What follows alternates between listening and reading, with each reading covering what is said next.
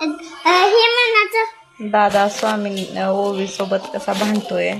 बहीण भावाला नुसतं भांडायला पाहिजे. इथं ओवीला वाजायली थंडी, स्वामीनी बघायला कॅमेऱ्याकडे, तिला चारते भात. मसाले ओवीला आणि स्वामिनीला वाजायली थंडी.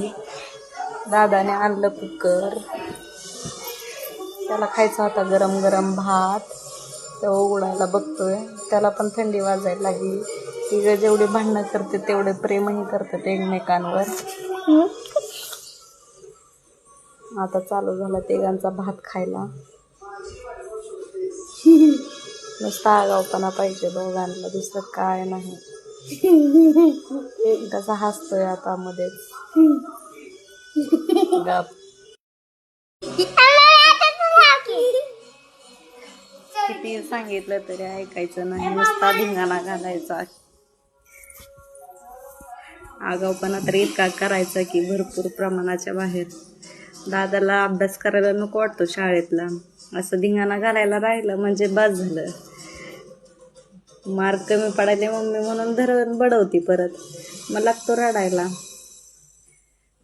असं धिंगाणा घातला म्हणजे बरं वाटतंय.